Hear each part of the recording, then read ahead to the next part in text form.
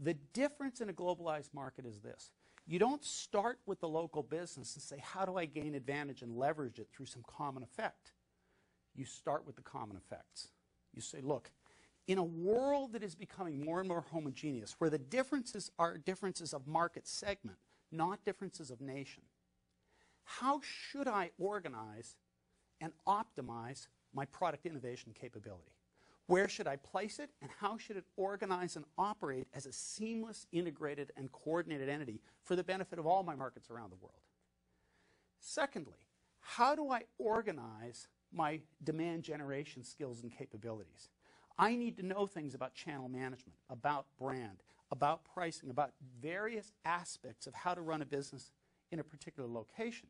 But there's no need to replicate that knowledge. How do I build a demand generation capability for the benefit of all the markets in which I compete? Thirdly, how do I build a fully integrated supply chain capability? And having built those three core foundations, how do I then bring them into each local market, providing only enough localization to meet the idiosyncratic peculiarities of that marketplace to succeed and win in that market? That's what I mean by market globalization.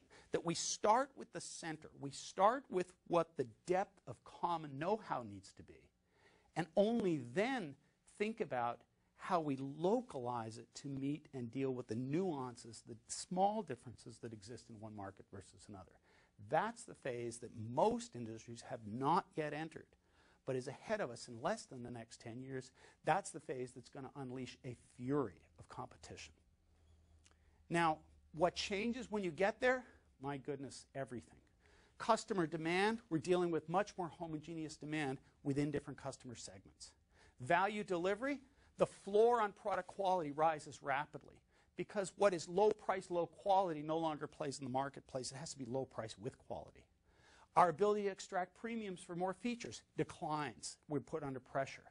The total number of competitors within an industry rises initially because people flood in from different formerly distinct markets, but eventually rapidly declines because most markets can't support more than 3 to 5 competitors.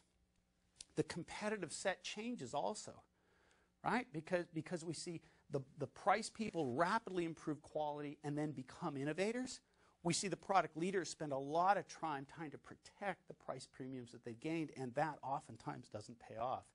And the whole focus from a market leadership position becomes what's the best apparatus for product innovation on a global basis, what's the best apparatus and know-how for demand generation on a global basis, and what's the best apparatus for supply chain on a global basis. That becomes the core of how these large companies decide who's going to win and lose in the competition for market leadership.